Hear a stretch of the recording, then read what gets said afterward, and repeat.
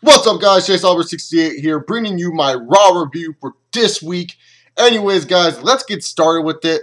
So as we kicked it off, John Cena came down to the ring. He pretty much just said that he's ready for WrestleMania. Out came Titus Young and Titus O'Neil and Darren Young, the primetime players. And Titus O'Neil, he wasn't really dressed as himself. It looked like he was kind of like copying Uncle Drew from the Pepsi commercials that Kyrie Irving, NBA player, does. Like, it kind of felt like WWE was kind of copied that, and he called himself by Rufus. And I'm not gonna lie, Titus O'Neil killed it tonight on the mic. He sounded so funny. He was good. He demolished it on the mic tonight. It was hilarious. It's like saying Darren Young should be on Cocoa Pebbles, and saying that the primetime players are ready for WrestleMania. And then Cena's all like, "If you're ready for WrestleMania, then you must face me in this ring, and I'll show you what it means to be ready for WrestleMania." And I kind of felt like a flashback coming here, just how old school-esque this was, having jobbers face against the main event guys, so that way the main event guys are not always facing each other. And so what happened was, the match itself, it was Cena dominating Darren Young. Darren Young lost this match, Cena wins, and that's pretty much it. That is pretty much all I could say about this match. It wasn't really the strongest start to Raw, but hey, you know what? Cena needed to be on Raw this week to hype up Rock vs. Cena 2. Moving on forward, Ryback took on David Otunga. By the way, guys, did you know? Did you fucking know? The Call is the #1 thriller in all of America. Yeah, I don't know why WWE had to remind us. Okay, cool. You guys finally made a decent fucking movie out of your shitty WWE studios. Just because one fucking movie turned out alright for you guys does not mean you should still do it. I'm going to actually, you know what? I'm going to do this. This week, I'm going to see if anyone wants to come see The Call with me, like my friends. I'm going to go watch the movie. And I will maybe upload a review if it's a good movie. How about that? I most likely won't be impressed by it, but how about that? But anyways, moving on forward. When it comes down to it, Ryback took on David Otunga. Of course, Ryback won. And Ryback, he pretty much was all doing another promo, which I disagree with Ryback cutting a promo, but he cut a promo, feed me more, and all of a sudden Mark Henry came out. And Vicky Guerrero's like, "Oh, Ryback, I'm taking you off of WrestleMania." And it's like, what are you saying? Why are you taking him off WrestleMania? But then it was just so that way Ryback versus Mark Henry will happen at WrestleMania. And thank God it's happening. This is a match and a feud that I think will help Ryback a lot. Not to only mention, I want to see if he can shell shock the world's strongest man, Mark Henry. Haha. Alright, so we move on forward from that, and we got Fandango. And it looked like he was about to make his debut. I mean, he came out first. His entrance was really flashy. It was really something good. And then all of a sudden, Fandango, was facing the Great Khali. Great Khali came out. He was too busy hitting on Natalia and said, "Fuck this shit. Great Khali, you're ruining my fucking groove." And he decided to go back. He decided to make his way to the back. And I'm sorry, Fandango, for me, he's entertaining. I know most of y'all are probably sick with him, but I find Fandango entertaining. I think Fandango is doing a really good job at, pissing the crowd off by this whole not wrestling type of thing. And then later on in the night, I might as well just talk about it now since I'm on Fandango. He runs into Chris Jericho, and Chris Jericho does his little name-guessing game and starts making fun of Fandango's name. And I was wondering, why in the blue hell are they having Fandango interact with Chris Jericho? Is it because they actually want something to happen between them near WrestleMania? That right there is kind of weird if you ask me. But up next is R-Truth versus Damien Sandow. Gee, I think 3 weeks ago on a Monday Night Raw review, I said I would love if this match happened at WrestleMania. Basically saying because we don't get feuds nowadays where it's just like mid-card guys just feuding. Like, we don't get that nowadays where mid-card guys feud for a certain reason behind it. Like, it could have been a reason like Damien Sandow says R-Truth is not intellectual enough. He makes fun of little Jimmy or something like that. But they're not even doing that. They just have a match on Raw. And Sandow, pretty much before he gets his ass kicked by R-Truth, rolls out of the ring and goes back. And really, that's about it. So, up next was The Undertaker making his way to the ring. He pretty much just said CM Punk's going to get his ass kicked. And then this comes to lead to CM Punk.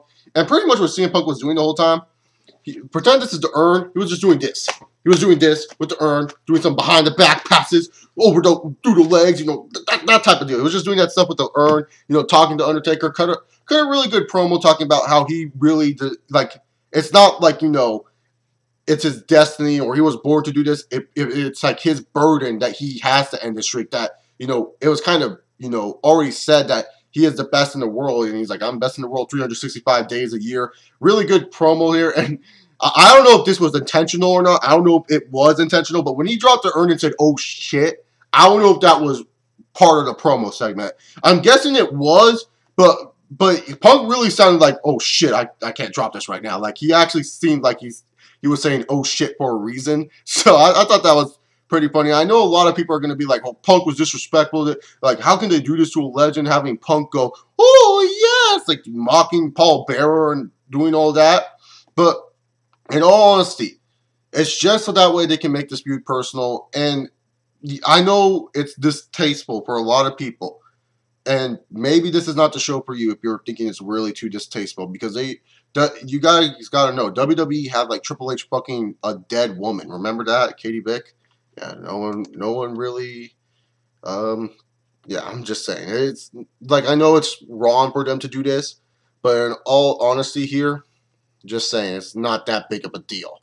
Like, I know it sounds like I'm being a dick by saying that, but it's not really as huge as wrestling fans make it out to be of CM Punk doing the Paul Bearer impressions. It's like when someone makes a tribute video for Paul Bearer and they do a Paul Bearer impression and they're doing a bad job at it.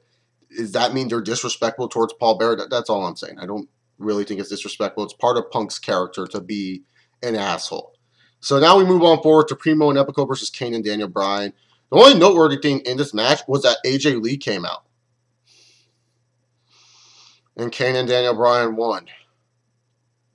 Now moving on forward. Cody Rhodes took on Alberto Del Rio. Okay, first of all, Alberto Del Rio's new music sounds like fucking Christmas music. It sounds like Christmas music and fucking Mexican music had sex and born Alberto Del Rio's song. I'm sorry, I hate Alberto Del Rio's new entrance. The whole Ricardo Rodriguez going, Alberto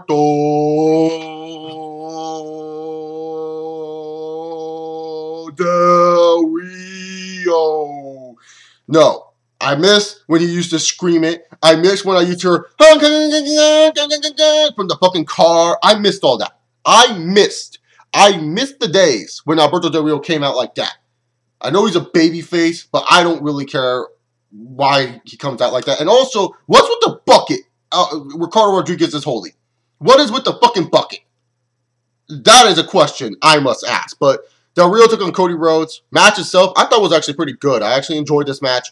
Del Rio ended up winning, but then out came that mean old Jack Swagger in his Real America with Zeb Kohler coming, and pretty much the whole point was to twist Ricardo's ankle, and Ricardo, I'm sorry, was overselling to the top. He was like, I was like, what the, why is he screaming so much? I mean, that was almost as bad as selling, like, I don't know if you guys remember this, but like back in TNA, when Kurt Angle first turned heel in TNA, when he attacked Don West, and he didn't even grabbed ankle Don West yet, and Don West was like, like tapping out before Kurt Angle even locks in the ankle lock. I thought it was kind of really, really bad how bad the selling was. And also, just wanted to give you guys an update.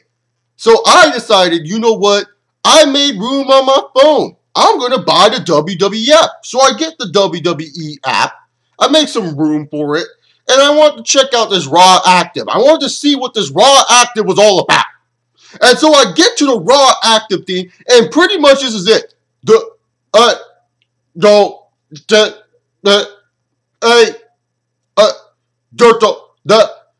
was freezing every minute. Fuck the WWE app. If you guys have that shit, get rid of it. It's not even worth it.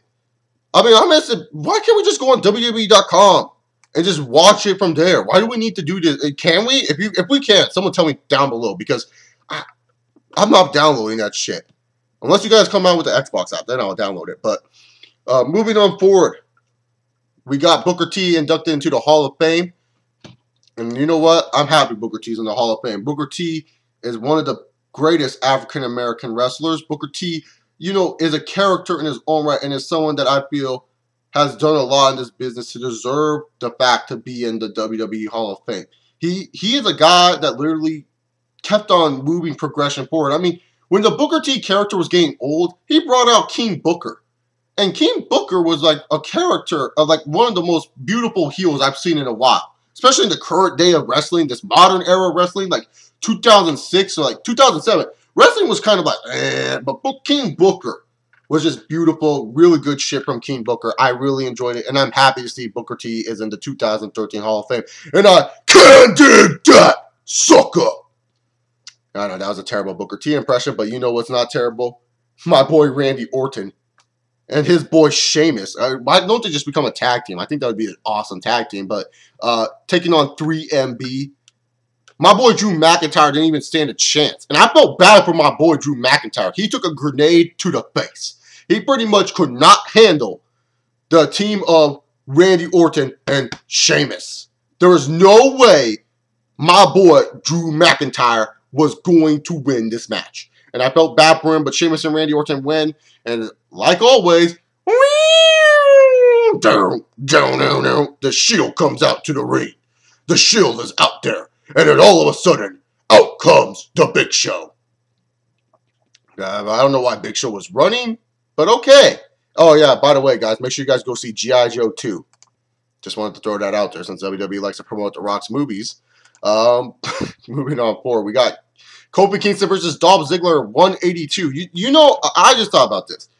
If Kofi Kingston and Dolph Ziggler actually like had a fight on the UFC card, their matches could actually represent the number of the UFC events. I mean, UFC's right now at 158. Let's just say if they get to like a certain point, Kofi Kingston versus Dolph Ziggler, that number could also represent how many times these guys wrestled. That's ridiculous if you ask me, but it was another Kofi-Dolph match. But the weird thing is, in the past, Dolph Ziggler can beat Kofi Kingston by himself, but now needs Big E and AJ to help him out to beat Kofi Kingston. Whatever. But this leads out to Kane and Daniel Bryan coming out. And Kane and Daniel Bryan pretty much said, like, oh, yeah, we've seen Big E get involved in matches outside the ring. Let's see how it can do inside the ring. It's a tag team match, blah, blah, blah. Yes, yes, yes, yes, yes. You get the idea.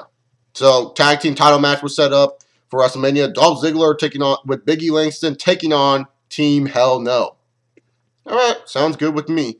So now our final match of the evening, we got a triple threat match for the WWE Intercontinental Championship. Let me just tell you right now, Wade Barrett pretty much just played cowardly heel throughout this match. Miz and Jericho looked good in this match, and Wade Barrett got the win. And that's pretty much all I can say. Like, he stole the win for the Miz. The Miz had the skull-crushing finale on Jericho. Out came Barrett.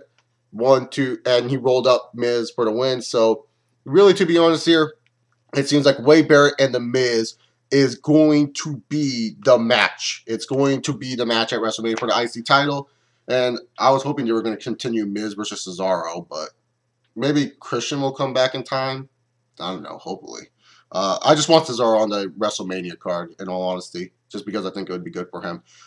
Then we move on forward to the main event segment. The game is back.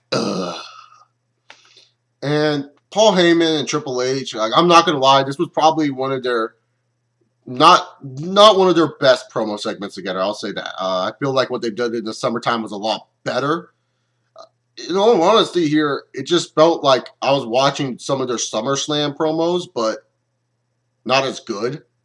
And the stipulation was stupid. It was like, oh, yeah, Triple H, the only way you can fight Brock Lesnar is if you have shackles on your arms and shackles on your legs. And I'm like thinking to myself, oh, why does Triple H need to go be weakened so much to face a Brock Lesnar? I mean, Brock Lesnar, do we not forget, WWE, you guys like to show it on your fucking WWE.com. He's a former UFC champion.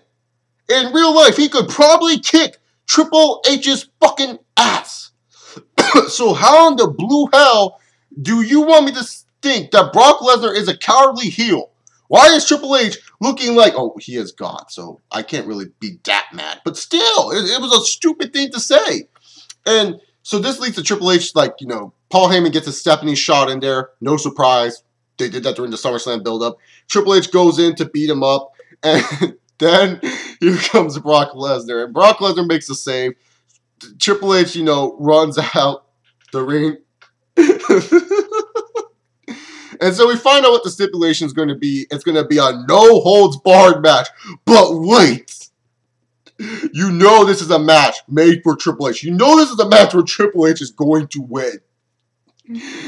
If Brock Lesnar wins, it is the end of Triple H's career. And I'm not going to lie. If Brock Lesnar somehow ends Triple H's career, I'm not going to lie. That's actually a smart booking from WWE to put that as a stipulation. But come on, this is Triple H we're talking about. Triple H ain't going to lose to Brock Lesnar in the middle of that damn ring. I mean, think about it. Triple H hasn't gotten a WrestleMania win since WrestleMania 26. And he's lost 2 WrestleManias in a row. That's un-Triple H-like. I mean, let's look at this. 20, he lost to Chris Benoit, and he's already embarrassed by that because what Chris Benoit did to his family. So that already hurts Triple H's legacy at WrestleMania. 21, he lost to Dave Bautista. 22, he tapped out to John Cena.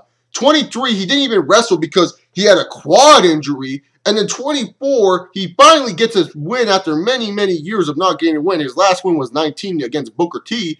I mean, he didn't get a win till WrestleMania 24.